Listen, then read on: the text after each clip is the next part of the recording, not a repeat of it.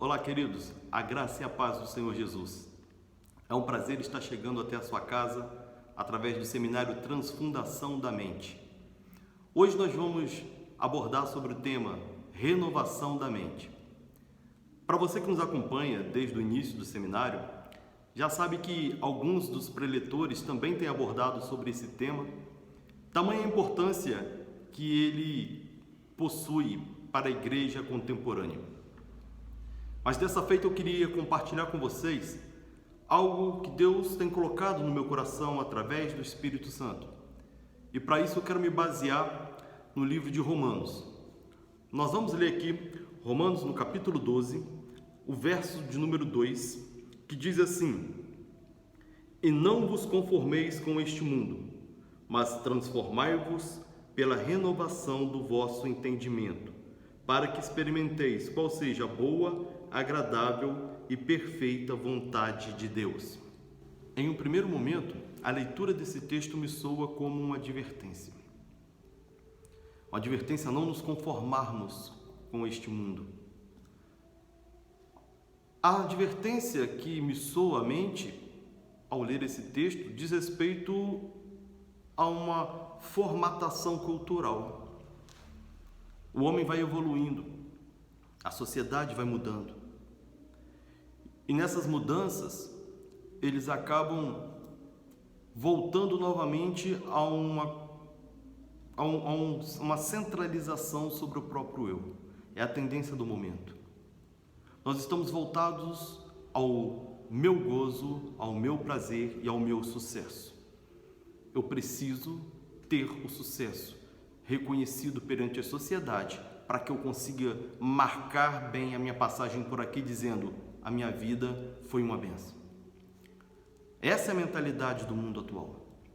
De sorte que a busca por esse sucesso, seja profissional, financeiro, na saúde, ministerial, seja como for, nos faz também entrar num ritmo de imediatismo, que é outra característica deste século. As coisas são imediatas, elas são para agora, são para já. Outra característica é a superficialidade dos vínculos, que muito facilmente se desfazem ao contato com a primeira frustração. E são essas características que tentam se infiltrar dentro da igreja para transformar naquilo que nós chamamos de o cristianismo do século. Cristianismo esse onde Deus deixa de ser nosso e passa a ser meu, o meu Deus que atende a minha necessidade, que garante o meu sucesso, que cuida da minha família. Esquecemos o Deus nosso, que é Pai de todos nós e que trabalha de uma maneira a cuidar do seu povo, a intercessão de um para com os outros, a preocupação de um para com os outros, o cuidado para com o próximo e com as pessoas que convivem na sua mesma comunidade, elas têm sido colocadas em segundo plano.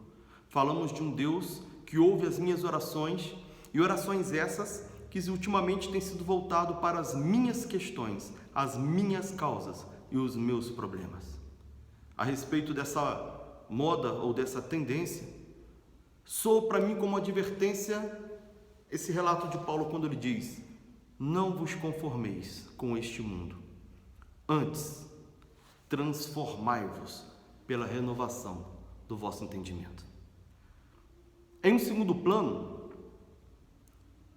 eu consigo enxergar esse imperativo para que nós não nos conformemos com este mundo, saindo do plano cultural, mas entrando no plano psíquico. Nós somos gerados no ventre da nossa mãe. Ali naquele local, nós estamos ligados biologicamente ao universo que existe, que é o útero. E através do útero nós somos supridos pelo cordão umbilical de todas as nossas necessidades. O mundo à nossa volta e eu estamos interligados, de forma a sermos ali uma única coisa. Mas a partir do momento em que nós nascemos, nós começamos a entrar no chamado processo de diferenciação. Essa indiferenciação que vem da vida intrauterina, onde o espaço ao meu redor e eu somos interligados, começa a se quebrar para dar lugar à existência do eu e do outro. Os cuidados parentais, ou seja, quando a mãe começa a cuidar do bebê, começa a trabalhar o bebê, vai dando a ele a noção de que existe uma parte dele que é indivisível: cabeça, corpo, braços, pernas.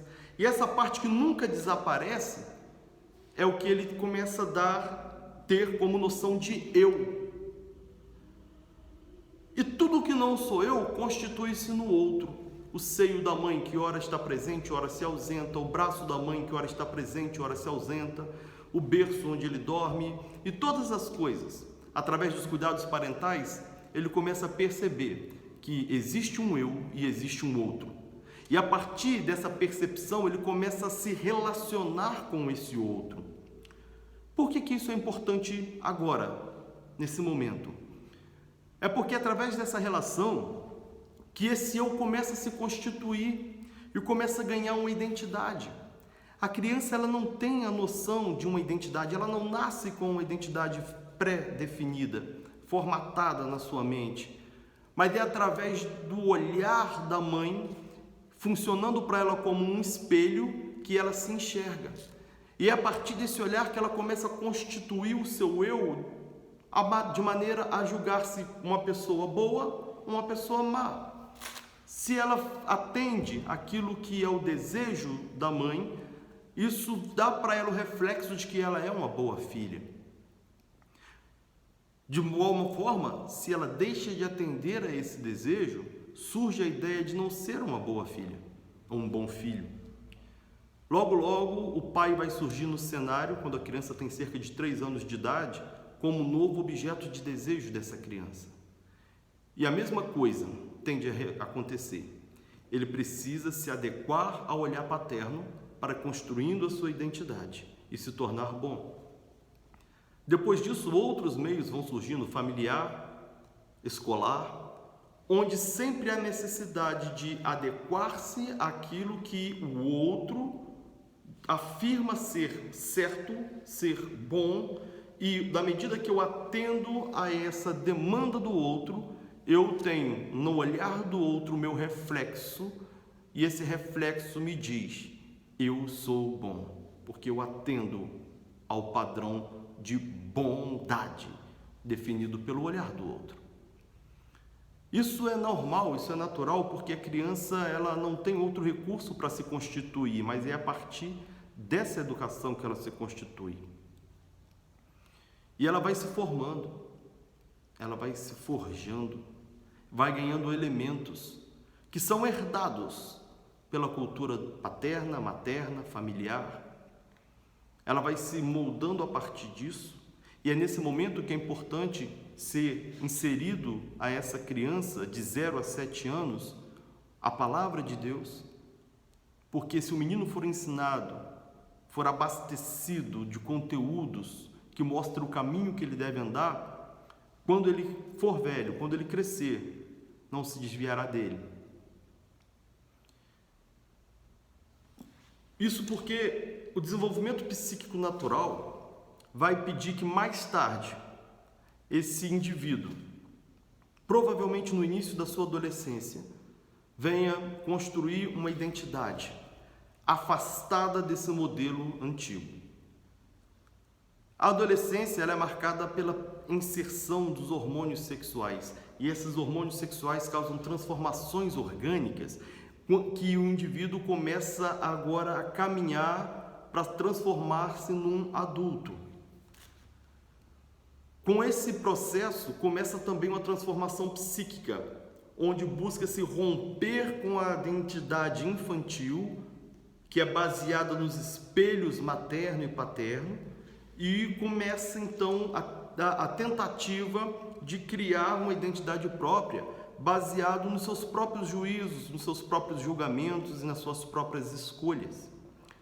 E é por isso que você vê na adolescência, os adolescentes eles se revoltam contra o pai, se revoltam contra a mãe, se revoltam contra a cultura familiar, muitas vezes questionam a igreja, questionam o que os pais dizem, concordam muito com o que os amigos colocam, concordam muito com o que a escola coloca, mas tem resistência aos padrões que já lhe foram internalizados na infância, justamente pela necessidade de quebrar com os espelhos e tornar-se si mesmo. É como se ele precisasse construir uma identidade não baseada nos espelhos para que ele pudesse se olhar sem precisar de espelhos. Ele tenta quebrar a forma com a qual ele tomou. Obviamente que o adolescente ele não tem maturidade para fazer esse tipo de discernimento de escolha. E é justamente por ele não ter a maturidade que as funções materna e paterna, nesse momento, atuam como uma castração dessa autonomia. Se nós deixarmos com que a criança faça isso por conta própria, ela vai buscar na internet, nos amigos e muitas vezes em drogas, um novo padrão. E com certeza, para muitos isso pode se tornar um caminho sem volta.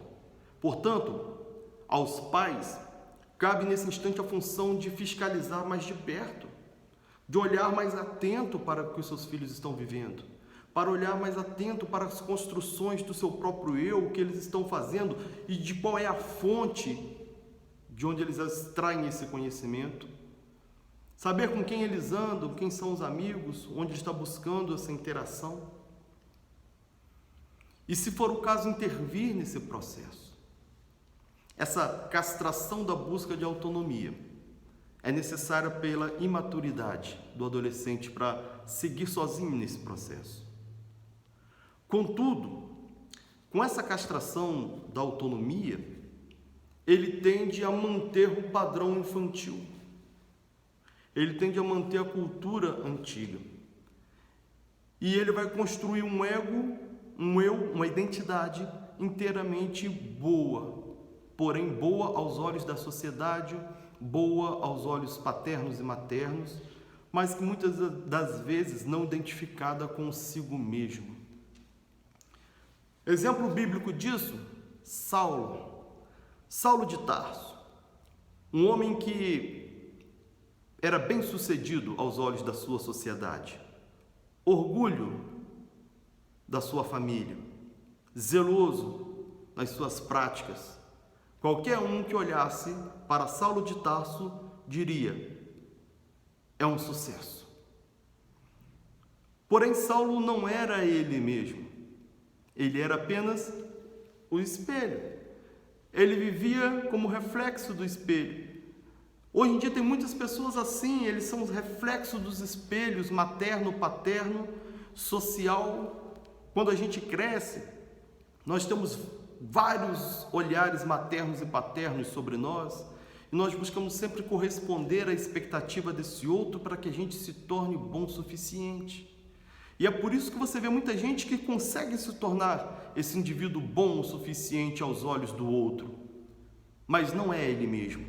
Razão pela qual às vezes ele vem cometer suicídio, ou ficar infeliz, ou ficar descontente com a própria vida, como se faltasse algo. Ainda que bem-sucedido aos olhos do outro, ele não está dentro da sua essência. Dá a sensação de que falta algo, e talvez seja exatamente isso que esteja acontecendo com você agora. Você diz: poxa, eu construí as coisas da maneira correta, certo, estou caminhando bem, mas parece que me falta alguma coisa. Você está vivendo, na verdade, aquilo que foi transmitido a você e vive de uma maneira intensa. Construiu uma boa identidade.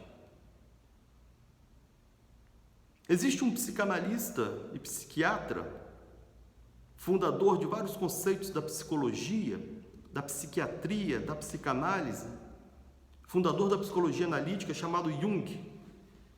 Entre os seus conhecimentos, ele deixa gravado a seguinte sentença: nós passamos metade da vida tentando construir uma identidade boa, o que ele chama de um ego bom, e a outra metade tentando se livrar dela. Há alguma coisa, falta alguma coisa, falta alguma coisa.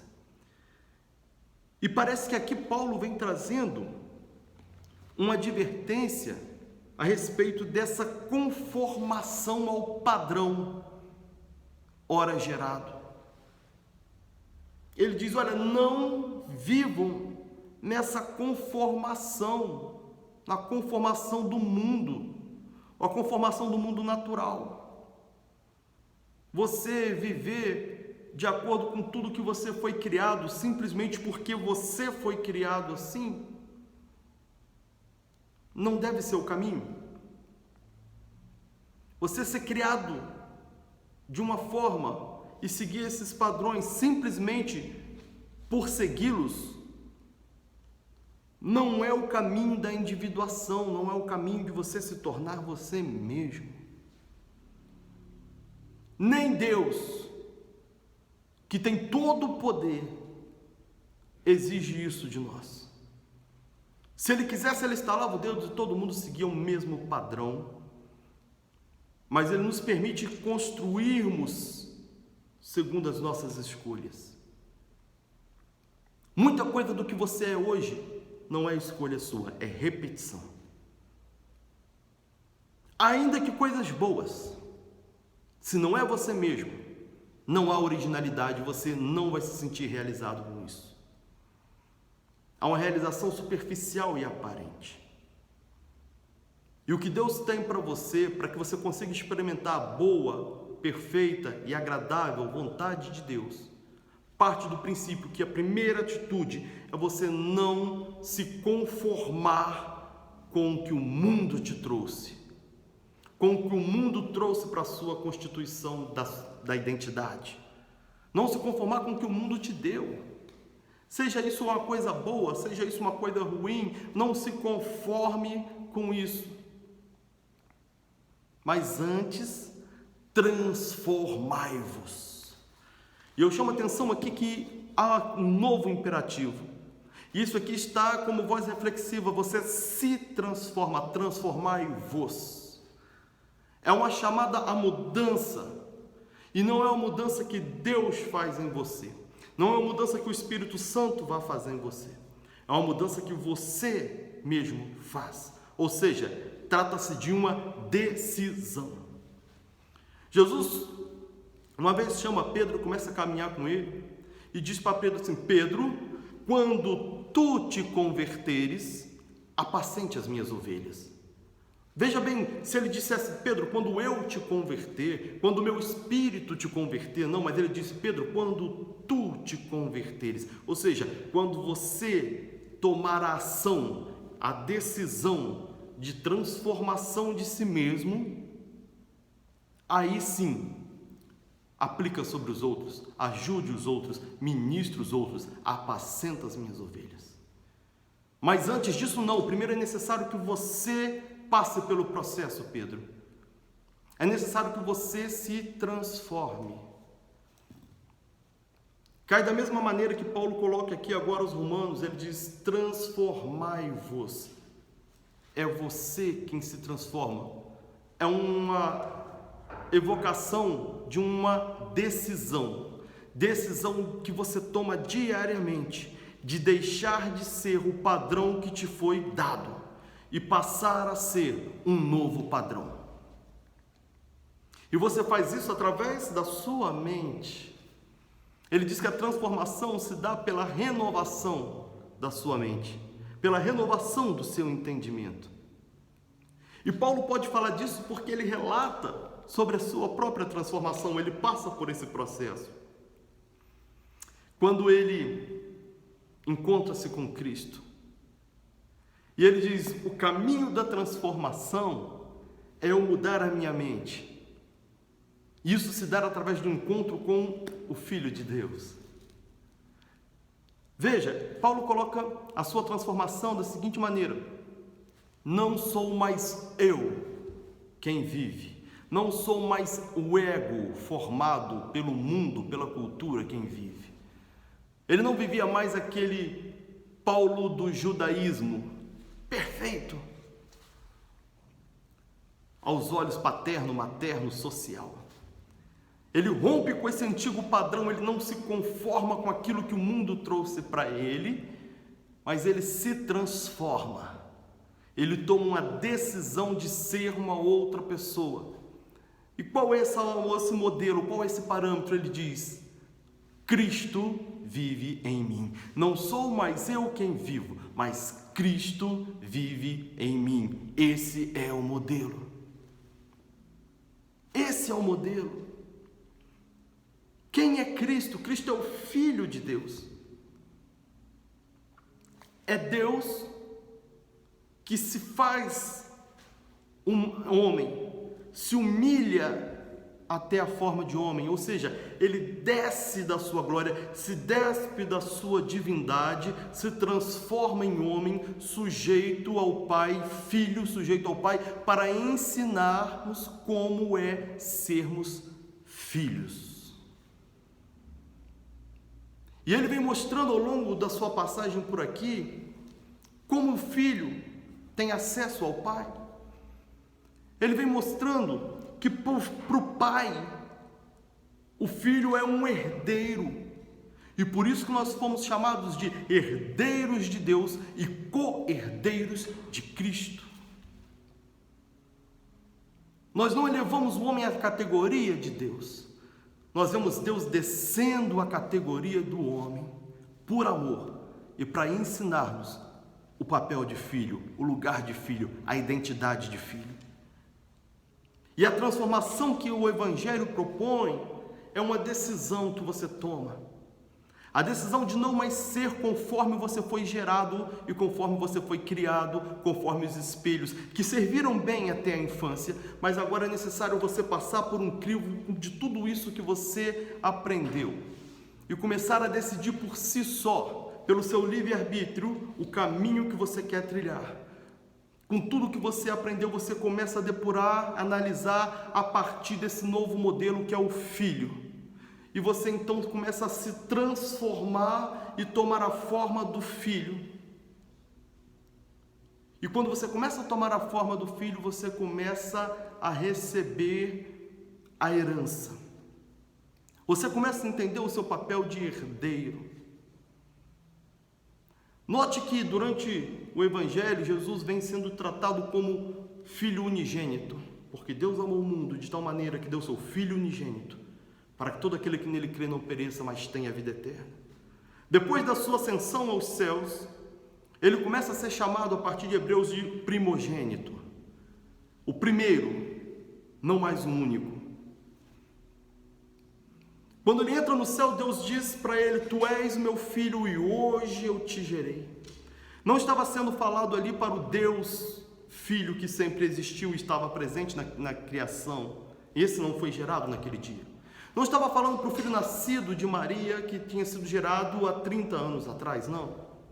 Ele estava falando agora para uma nova geração de filhos de Deus, da qual Cristo é o primogênito, e como primogênito se assenta no trono. E nós somos seus co-herdeiros. Essa é a nossa identidade. Portanto, Paulo nos adverte a não nos conformarmos com a identidade recebida desse mundo, mas transformarmos através de uma atitude, uma decisão diária nessa nova identidade de filho de Deus. E diz que só tem um meio de você assumir essa nova identidade. É aceitando, é recebendo Jesus em você. A Bíblia diz: e a todos quanto o receberam, deu-lhes o poder de serem feitos filhos de Deus. A todos quanto receberam, deu-lhes o poder de serem feitos filhos de Deus. Portanto, você só é filho de Deus quando você toma consciência disso. E você só toma consciência disso quando você recebe a Jesus. Recebe a Jesus no seu pensamento, então a sua mente passa a ser a mente de Cristo. Começa a receber Jesus no seu sentimento, então o seu coração, o seu modo de sentir passa a ser semelhante ao de Cristo. E quando você vai se tornando o filho, quando o Espírito Santo vai fazendo a obra e você vai se tornando filho, você começa a fazer as mesmas obras que eu faço e ainda maiores do que essa. O papel de filho nos ensina muitas coisas e Jesus vem nos garantir esse ensinamento. Ele diz: quando você se torna filho, você para de ficar pedindo incessantemente como quem não recebe e começa a dar graças. Jesus disse: tudo que vocês pedirem em meu nome, ou seja, tendo assumido essa identidade, agindo em meu lugar, em meu nome, é isso que quer dizer em meu nome. Se eu te der uma procuração para você agir em meu nome, você pode chegar em qualquer cidade com aquela procuração e tratar de qualquer assunto que a procuração permita, como se fosse eu.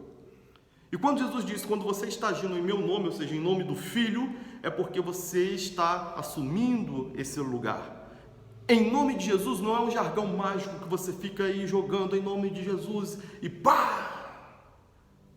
Em nome de Jesus é um lugar, é uma posição em que você tem que ocupar. E você só ocupa quando a sua mente se transforma na mente de Cristo. E você só ocupa quando o Espírito Santo de Deus, que habitava em Jesus, que habita em nós, começa a fazer essa transformação. Quando eu recebo e tomo consciência da minha identidade de filho, as coisas começam a mudar. As minhas ações vão falar muito mais do que as minhas palavras a respeito dessa tomada de consciência. Jesus disse: tudo que vocês pedirem em meu nome. Segundo ponto, crendo que já recebeu. Isso é fé. O problema é que a gente hoje ora, pede, não estando em nome de Jesus. Mas mesmo quando estamos, não crendo que já recebeu, nós oramos como alguém que é carente, necessitado e que jamais recebe. Nós temos a crença de que as coisas vão acontecer, quando que na verdade o ensinamento diz que eu tenho que ter a crença de que já aconteceu. Tudo o que vocês pedirem em meu nome, crendo que já recebeu, já está dado. E tudo que eu peço dessa maneira será feito. Note que se eu tenho o pensamento de que eu já recebi, o meu pedido é apenas de enxergar as coisas como elas precisam ser. E dar graças a Deus, porque quem já recebeu não pede, quem já recebeu agradece. Você vai ver Jesus chegando diante de um episódio inusitado, morte de Lázaro. E ele chega diante da morte de Lázaro, tomando na sua mente a ideia de que Lázaro já estava vivo. Ele chega para os seus discípulos e diz: vamos, porque Lázaro está enfermo, está dormindo, e convém que eu desperte. Jesus já estava falando de uma outra linguagem sobre a morte de Lázaro. Enquanto Lázaro estava morto, Jesus dizia: não, está dormindo, convém que eu desperte. E quando ele chega lá no local, isso aí é um outro tema para a gente abordar uma outra hora, mas você vai ver Jesus fazendo uma única oração. E ele não diz: Pai, ressuscita Lázaro. Se ele disse: Pai, ressuscita Lázaro, ele afirmaria naquele momento que Lázaro, na cabeça dele, Lázaro estaria morto. Mas ele cria que já tinha recebido o que ele pediu.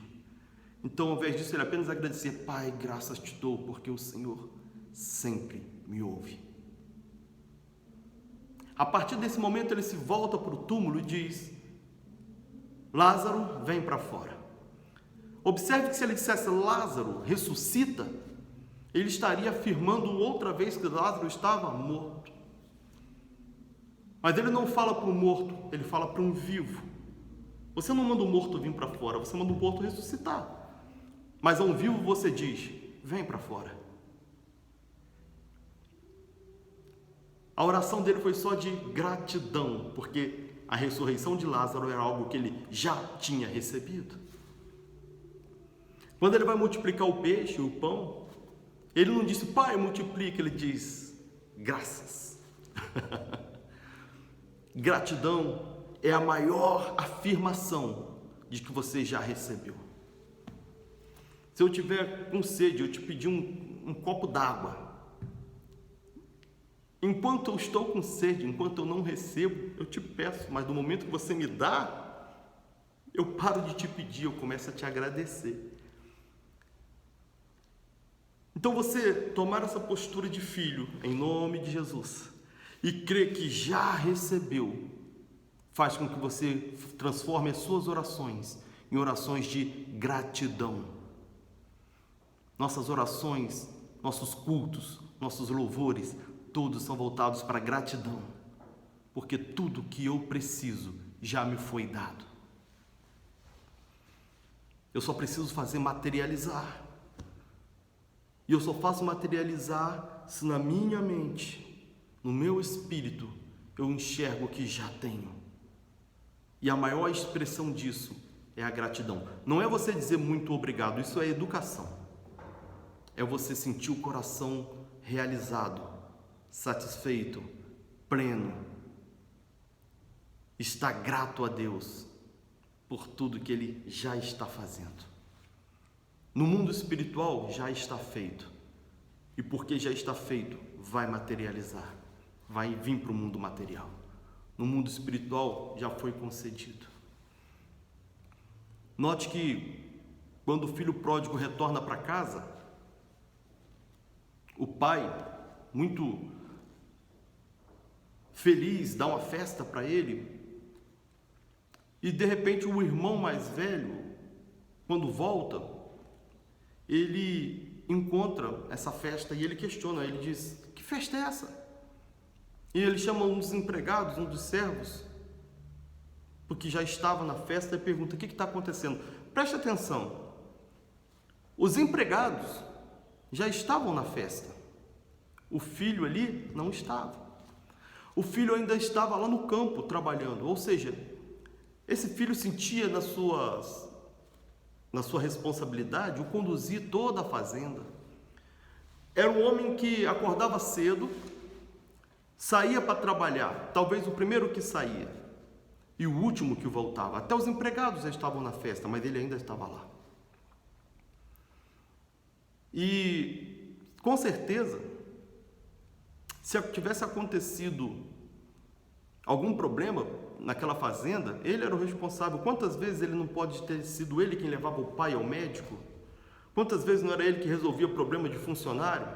Pelo contexto da parábola, era ele quem dava ordens e decisões, em que tinha que tomar algumas atitudes, contratar gente, demitir gente, cuidar do pai, enquanto o outro irmão desapareceu. E é esse o modo de pensar dele. E quando ele se recusa a entrar, o empregado vai e conta para o pai, e o pai vem e fala: filho, o que acontece? Ele diz: como assim, pai? Esse garoto foi viver a vida dele, nunca quis saber se o senhor estava vivo, se o senhor estava morto, se a gente precisava de alguma coisa, se o senhor estava bem de saúde. Eu não fui viver minha vida, eu fiquei aqui para poder atender ao Senhor. E o Senhor nunca me deu um cabrito. Eu entendo a indignação desse rapaz, mas eu quero chamar a atenção aqui para a ótica do pai. O pai se assusta com essa afirmação dele. O pai se assusta e diz: filho, como assim? Na minha concepção, eu não tenho que te dar nada, porque tudo que é meu já é seu. Olha como o pai enxerga o filho. O pai não precisava dar nada, porque tudo que o pai criou já era do filho, já era dado. O filho é que não tinha consciência disso. O filho é que parecia não ter essa noção. O filho é que não sabia que era ser filho. E para isso Jesus veio, para te mostrar, para me mostrar o que é ser filho.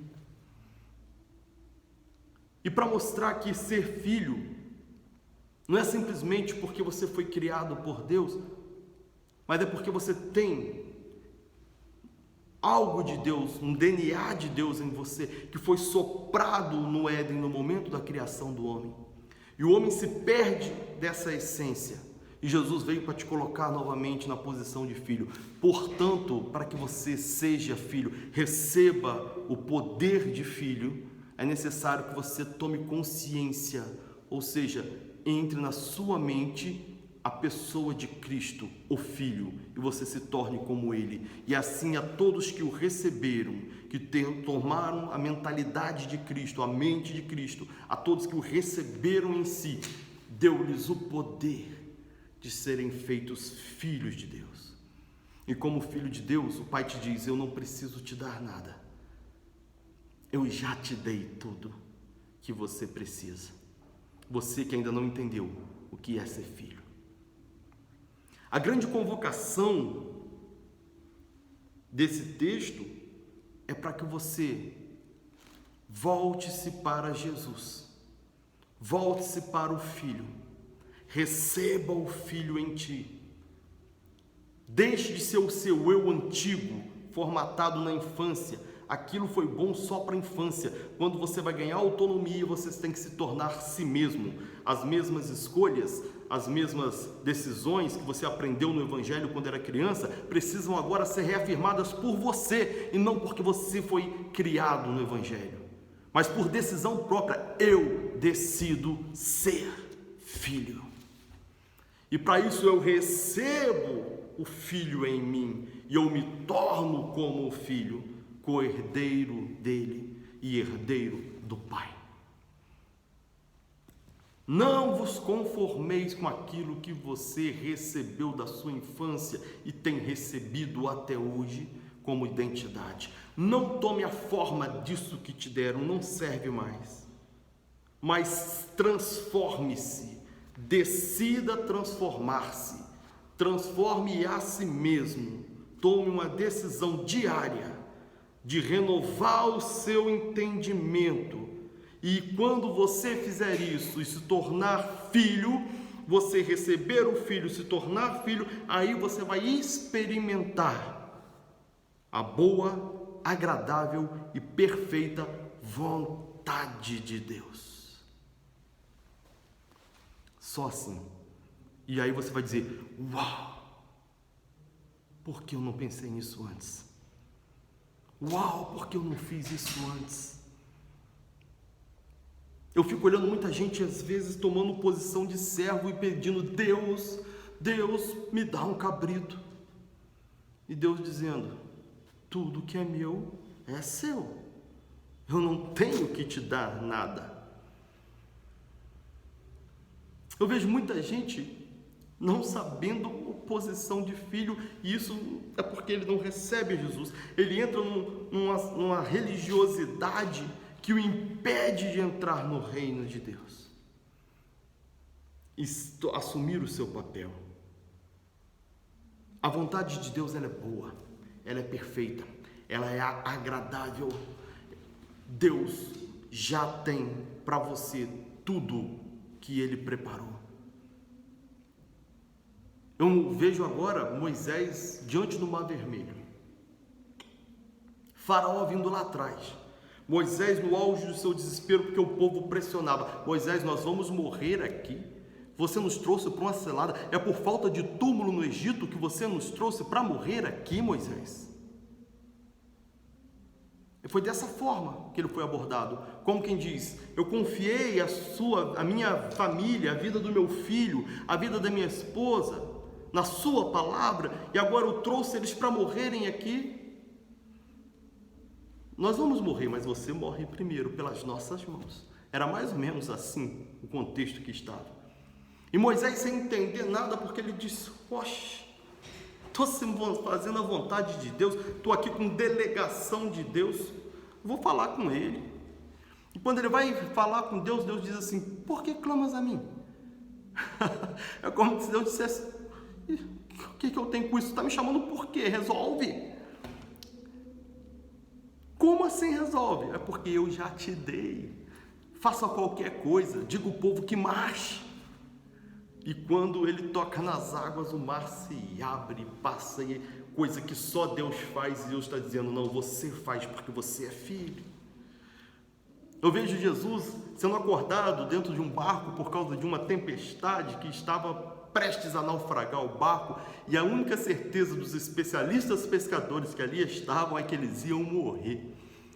E ele levanta, acalma a tempestade, e eles ficam admirados: quem é esse que até o vento e o mar obedece? Mas a palavra de Jesus para eles no retorno é: homens de pouca fé, por que vocês duvidaram? Ou seja, vocês me chamaram por causa disso? Era para vocês terem feito.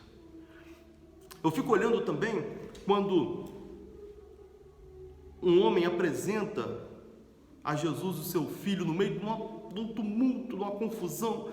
Jesus estava descendo do monte, vê aquela confusão, alguns dos discípulos ali também, e um homem aparece dizendo: olha, meu filho é tomado de um espírito imundo, que causa nele uma convulsão, e o joga no fogo, na pedra, na água, para lhe tirar a vida. Eu trouxe para que seus discípulos orassem por ele, expulsassem o demônio, mas eles não conseguiram. E Jesus, olhando para eles, diz assim: ó geração incrédula, até quando eu vos suportarei? Ou seja, até quando eu estarei com vocês? Até quando vocês vão ficar sem entender?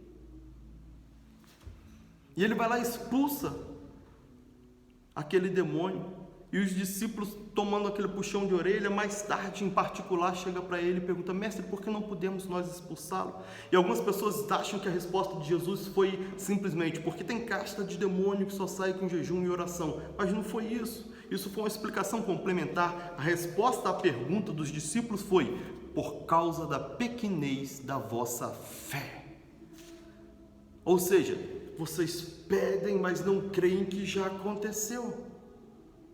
Vocês não entendem que eu já dei. Vocês não entendem que já foi dado.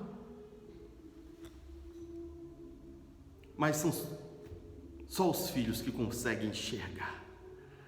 Só aqueles que tomam consciência de filho conseguem enxergar. E aqui não há uma predestinação a quem é filho e quem não é. Aqui diz: a todos o quanto o receberam, deu-lhes o poder de serem feitos filhos de Deus. O segredo está em receber. Não é você se tornar evangélico, se tornar católico, não é você seguir todos os mandamentos, não é você seguir toda a liturgia, é você receber a Jesus, ter a mente de Cristo, se transformar em filho. Cristo é o Filho de Deus. Você precisa se transformar em filho, consciência de filho. Aí você vai poder dizer: lembra aquele eu, aquele complexo de ideias sobre minha identidade, que foi formado lá pelo meu pai, pela minha mãe, até era legal, socialmente aceitável? Não sou mais eu não sou mais isso, não sou mais esse eu quem vive. O Filho é quem vive em mim. Agora eu sei quem eu sou, e eu decido ser todo o dia, e o nome disso é conversão. Quando tu te converteres, apacenta as minhas ovelhas. Sermos filhos nos dá direito à herança. Ser coerdeiro nos dá direito à herança.